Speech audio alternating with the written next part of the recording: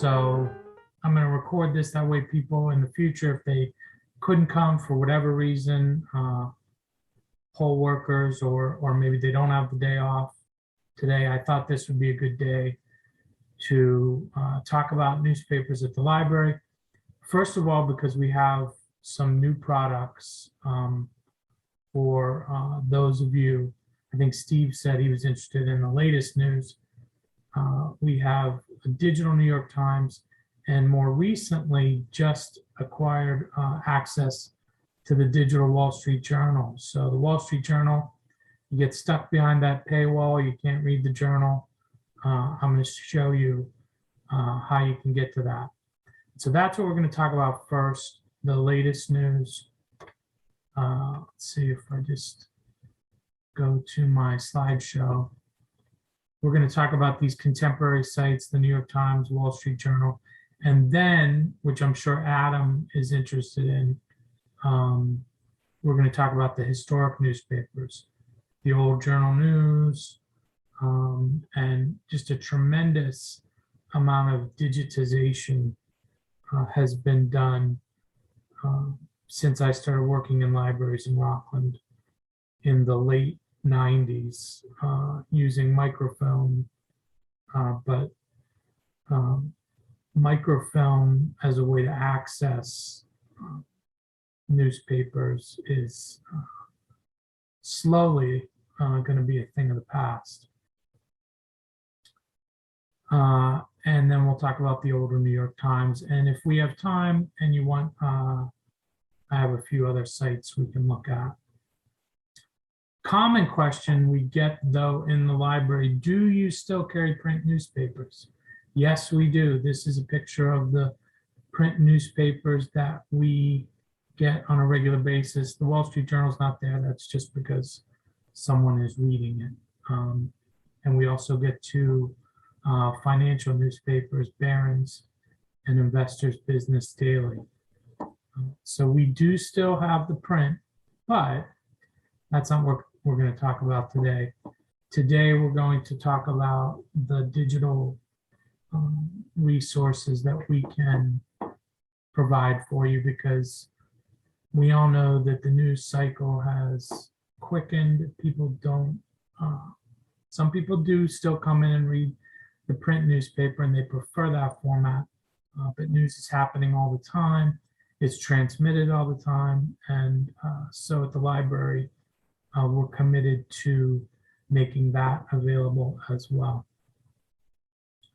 So the first thing is if you go to newcitylibrary.org, that's the library homepage. And on our homepage under e-library, we have our YouTube channel, a bunch of other stuff here, but this databases and research link is what you're looking for. And this is the URL. It's a great page to bookmark. It's has links to all of our electronic stuff there, and it's chocked full of helpful content. So to get started, first I want to talk about the New York Times. We've had that. I'm not sure how long we've had it, maybe a year or so, probably shortly after we got back in the office after the state shut us down for COVID. We looked into this and subscribed to this. And the advantage is you can download the New York Times app and connect your account with the app. So we're closed. There's a video on the New York Times website. You're getting blocked behind a paywall. Doesn't matter. You can access it. And it also has complete access to the archive of the New York Times via the New York Times Time Machine. The disadvantage is you need to renew your access every 72 hours. And then after you renew that access, if you're logged into the app, you have to log out and log back in. And also, it has no access to the cooking section of the website. So let's go ahead and I will show you how to get to that. Under eLibrary, databases and research, we have a link right up here to the New York Times. But if you go to this news tab, this has all of the resources we're going to talk about today, including the journal. But if we click on that link, and what you'll get from home if you're clicking on it as well, is you're getting a link to redeem a code. And it's this code that activates your access. Then what it's prompting you to do is either to log in with an account that you already have. So maybe you had access to the Times, but you had an account, but you let your subscription lapse. You can access through the library. You can log in with that account, or you could create an account.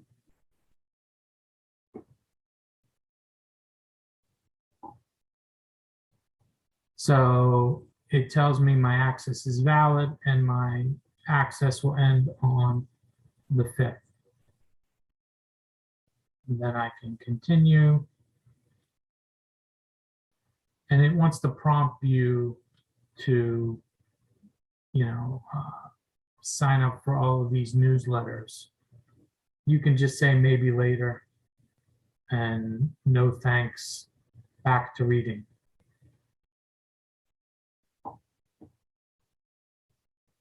And then you have access. So like I said, 2 minutes ago, 30 seconds ago, you have all of the content right here.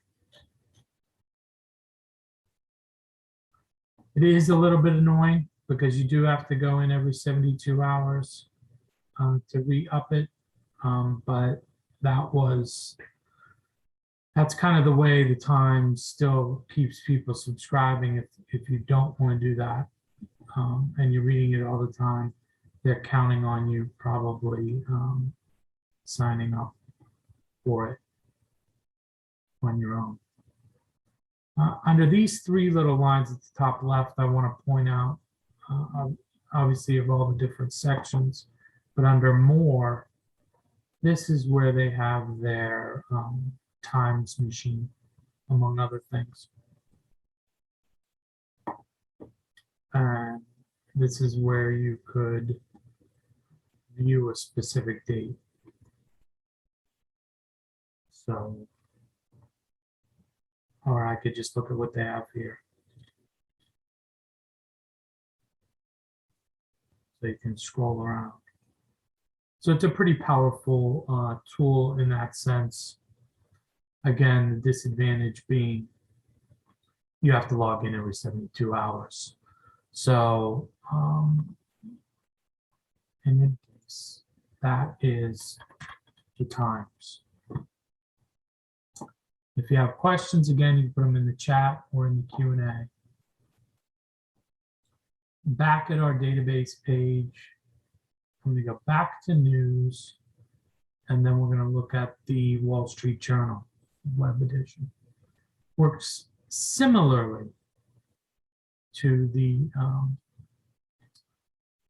Times. In this case, you can create the account here, or they're saying if you already have an account, you can sign in with the account that you already have. Again, if you perhaps had a subscription and let it lapse, found out you could get it through the library. And if you forget your password, I just forgot it earlier this morning, I was preparing. They send you an email almost instantaneously to reset it. Say, okay, let's go.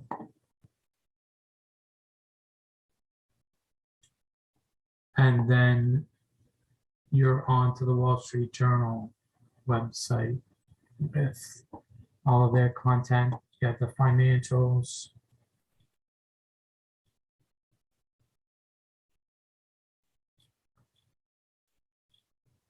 And most popular opinion, and recommended videos. Again, something you can't get from the newspaper. You could also search up here, and the Wall Street Journal does not give you complete access to their archive. In fact, if you do a regular search, it's going to default to 1 year. You can go 4 years back if you want, but they're only giving you 4 years on that. So the Wall Street Journal is notorious for having a pretty strong paywall. So we were really happy when we were able to provide that to patrons.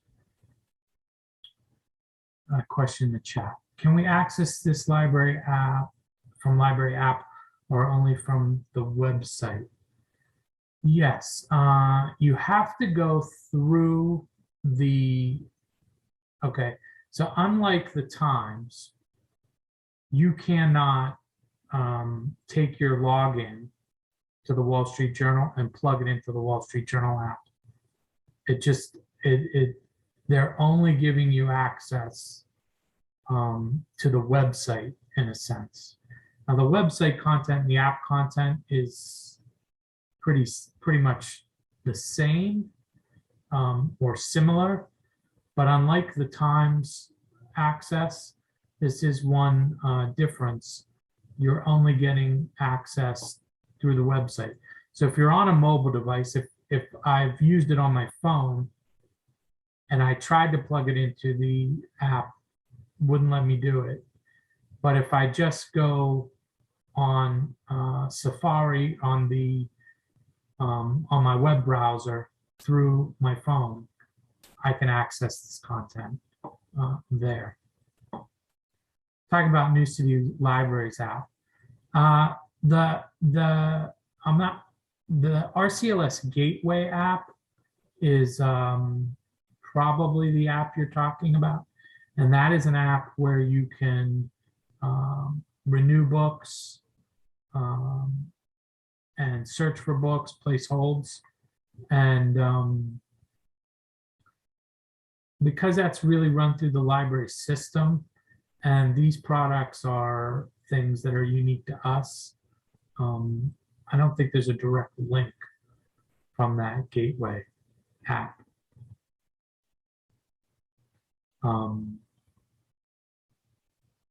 But you could access the general, like I said, you could access this general site in a mobile-friendly version. The only thing that is unique about that is it pushes all these boxes into one long list instead of having 3. But you could select this news tab and then get all of the news content, which could be a way to do it.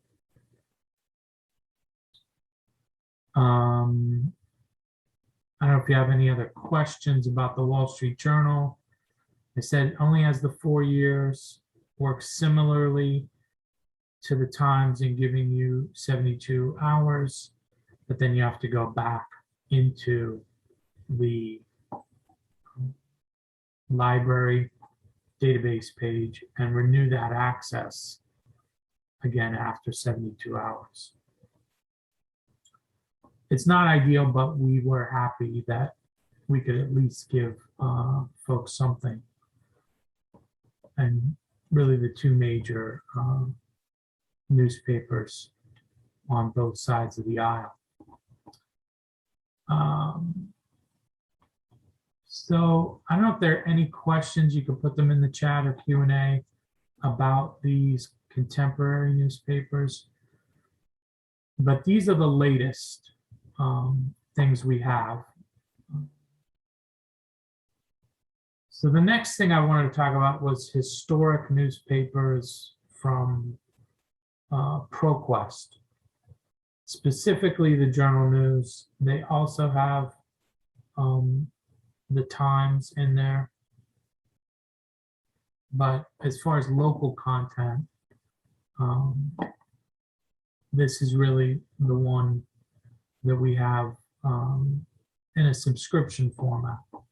We'll talk a little bit more about another site which has a tremendous amount of historic newspapers. The one thing that is unique about this is you have to have a New City Library card to access this remotely. So if you're at home, you have to log in from outside library and enter your library card number. I was just using it this morning. Okay, well, I can skip ProQuest and then go back to it in a second. I want to just point out that the journal news is accessible through a paid website that anyone can access called newspapers.com. And the optical character recognition, the searching on that is much better than what you have through ProQuest. I don't know why, it just is. So we actually have a personal subscription that we use at the library. Just if we're doing some research and somebody needs something, it's a lot easier for us to find stuff there. So if you're in a jam and you say, I need to find, this information, I know, this is what I know, we can always run a search on our end through newspapers.com. And of course you could subscribe to it, but if you can get it to the library, it's even better. I think you can get a free trial to that if you want. I will go back to ProQuest at the end. We'll see if it's doing better. But I'm going to skip ahead to Hrvh historical newspapers. Now, this is the most comprehensive database of historical Rockland County newspapers. It goes back from the oldest Rockland County newspaper in 1834, the North River Times, published out of Haverstraw, to we even have issues of the Our Town from 1982. The thing is, we are constantly adding new material to this site.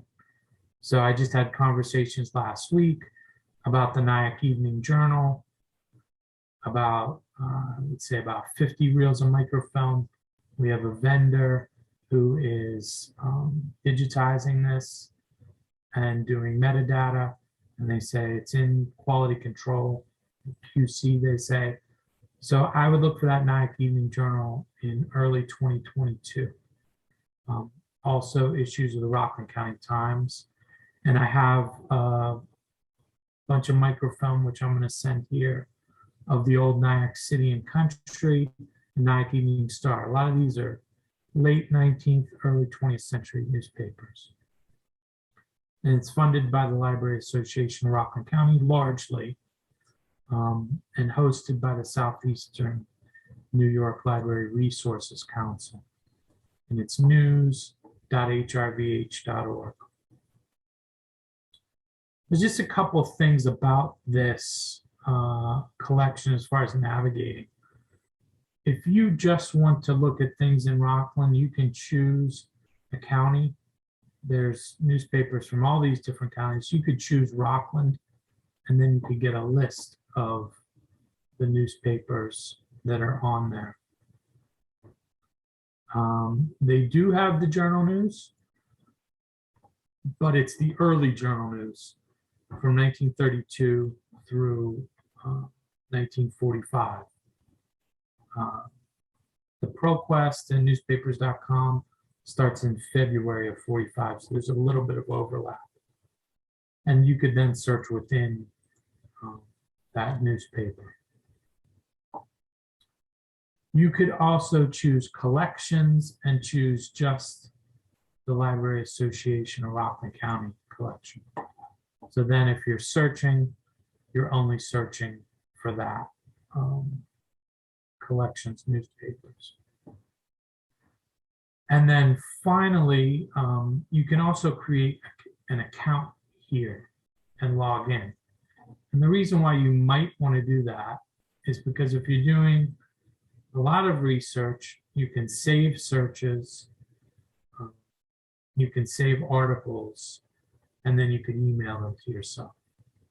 Now, this product doesn't require anybody to log in. It's freely available. I'm just going to log in to kind of show you what it looks like. If I go to my account, I can see user information,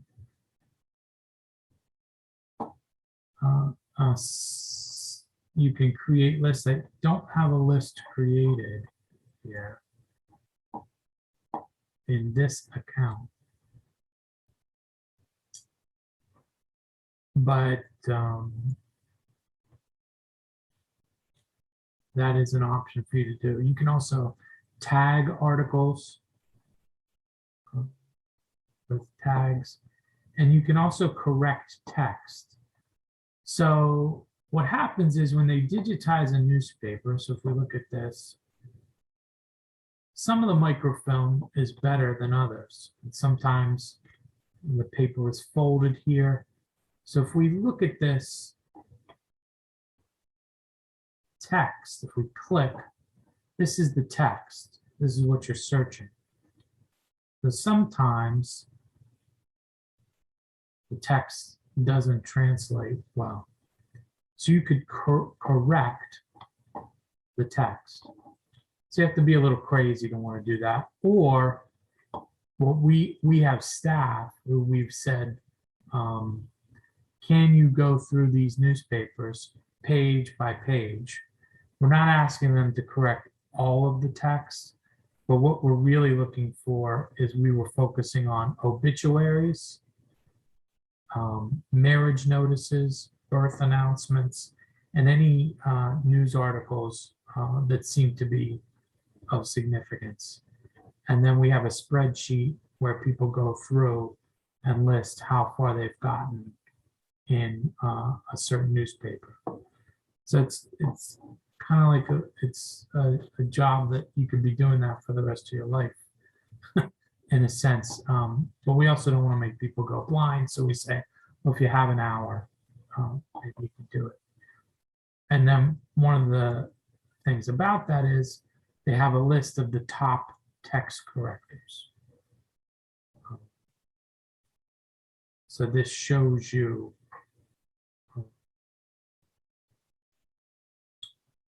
people who have, and there I am, number 13, I keep going down. And then what they're saying is there are different articles which have only been partially corrected. You could go through and correct the rest of it, or certain pages of a newspaper that have only been partially corrected, or issues. So if you want to help out, certainly you don't have to.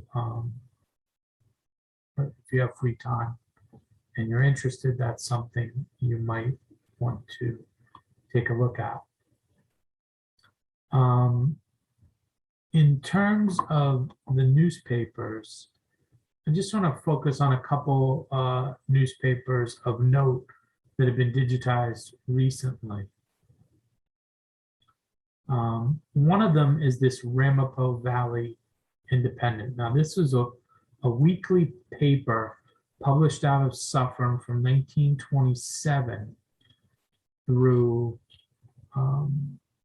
the mid-60s. And what actually happened is later this became the Rockland Independent in the late 50s.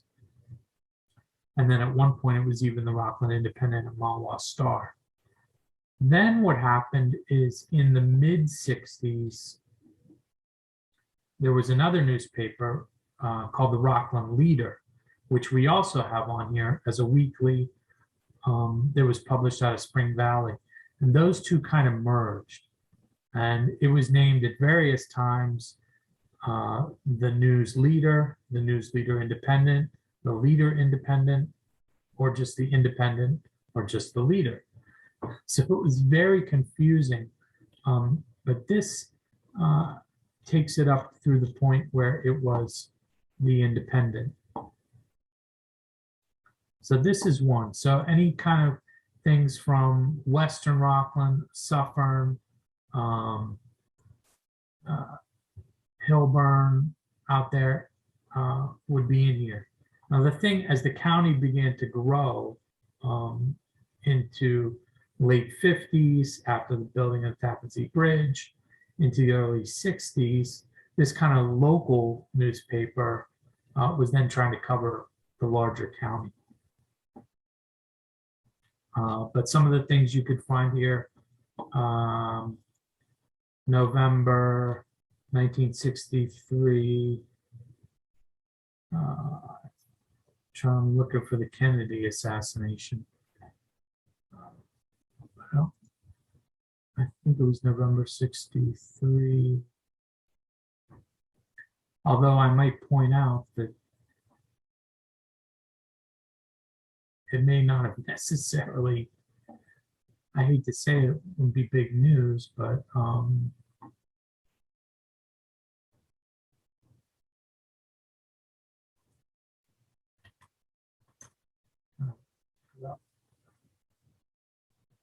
November 22nd. So it would have been in the last one, the 28th or the 27th. There it is.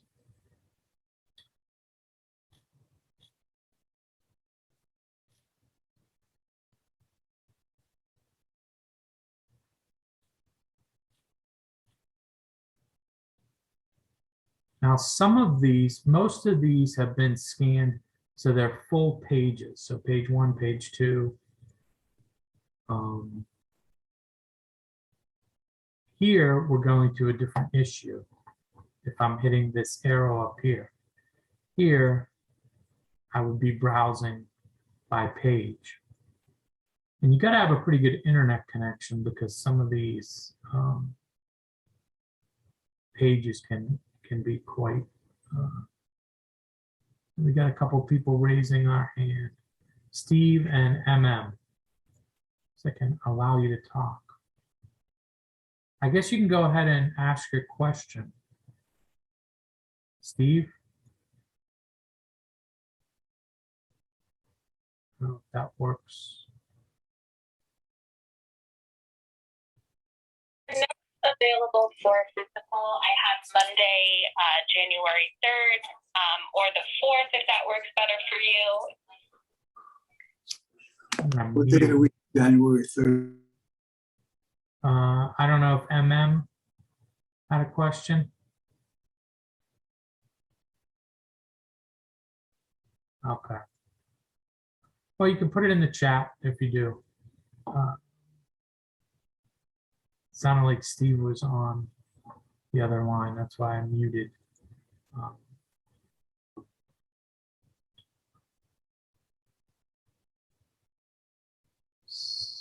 Anyway, this is, again, you can see some of this is kind of dark, but we're taking it from the microfilm. So it's, you know, we've taken the best microfilm that we could possibly get for some of this. A lot of this microfilm comes from Suffern.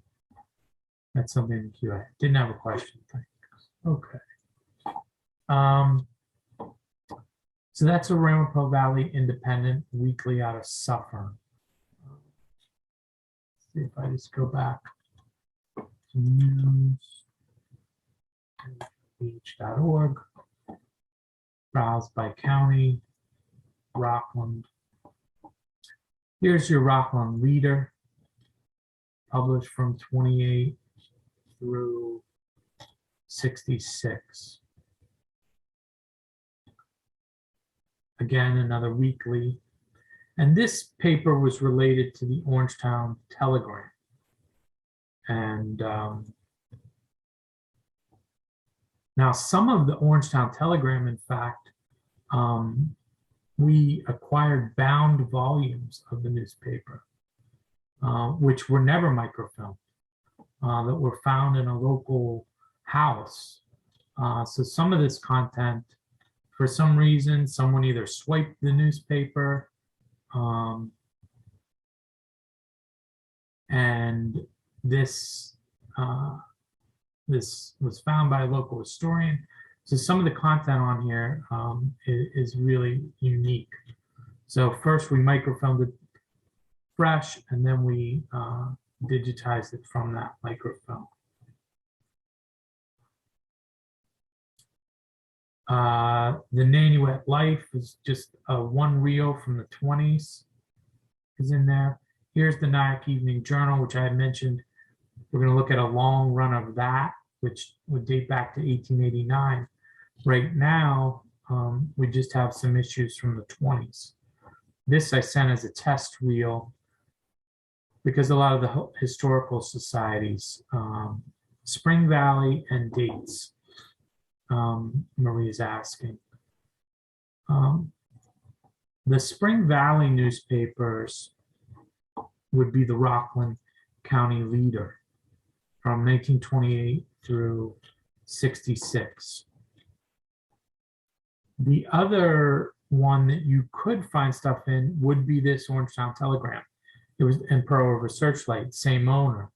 So I know from, I believe that's Marie Montegudo, who's written a book on Chestnut Ridge. And we know that Chestnut Ridge, learned from you, was at times called West Pearl River, I believe. So you could look in this Searchlight as well if you're thinking Spring Valley, more Chestnut Ridge area. And there are those kind of unique sections of Rockland County as you get into, head down towards Jersey, which are kind of a blend of, might be a Pearl River address, but it's in Nanuet schools, or it might be a Pearl River address, but be in East Ramapo schools. So we know that Rockland has those unique relationships. We also see here, West Pearl River and South Spring Valley is what Chestnut Ridge had at various times been known as. We see the Shanks Villager in the Palisades, which has been up online for a while, which covers Camp Shanks and the Shanks Village. The Village Views refers not to Camp Shanks, but to Letchworth Village. It's kind of a civil service newspaper that the Rockland County Archives had. And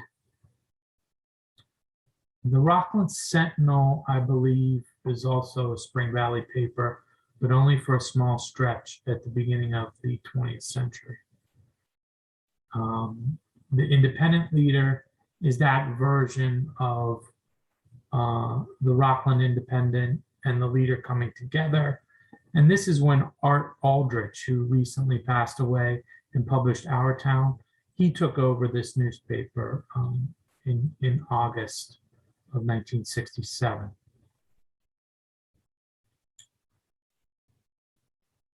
So you can, one of the pages flipped there.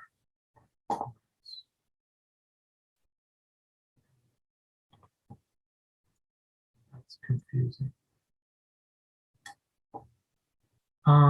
The Messenger is from Haverstraw. That's been up for a while. Again, here's the issues of the Our Town from the 70s through 82.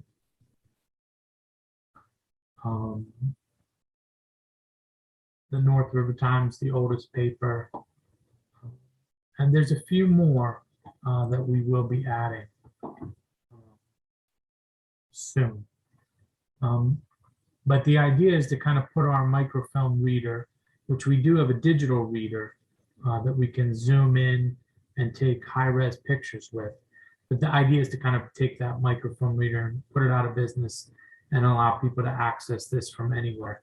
And like I've said, it's really unbelievable to me, having started working in Rockland libraries in 1999, that there would be this much available to us at this point. The OCR is not perfect, but it is accessible to anybody from anywhere, from the comfort of their home. It's certainly a lot easier to use than microfilm. So that is pretty much what I wanted to cover today. If anybody wants to chat, I can promote you to a panelist and we can chat. Oh, you know what? Let me go back and see if ProQuest is behaving itself. Otherwise, we'll have to reach out to them. Yeah. Looks like ProQuest is down, just my luck. Let me show you one more thing from the news link, and that's this New York State Historic Newspapers. New York State Historic Newspapers is run by a library council upstate, and some of the content from Rockland is in fact on there. But if you're looking at statewide history, this is an interesting thing. You can look at Long Island, New York City, Putnam, Westchester, and then even all the way upstate as well. So I think this is another one to be interested in. And we are sending PDFs of our content to them, so that eventually all the content that is on the HRVH will be here. The difference is they cannot handle grayscale. So the difference between a black and white image, very low res, and grayscale get a little bit higher quality on HRVH historic newspapers. But if we go in, I kind of like the interface itself. You can look at all the front pages of a newspaper in one place. So if you were kind of browsing 1932, you could browse the headlines of 1932. You might want to make your screen a little bit bigger. But it's an interesting way. And this is built on a platform designed by the Library of Congress called CronAm, which is short for Chronicling America, which is another newspaper product, but nationally based rather than just based in New York State. Okay, well, I got to run too, but thank you everybody for coming out to this, and I hope you learned something.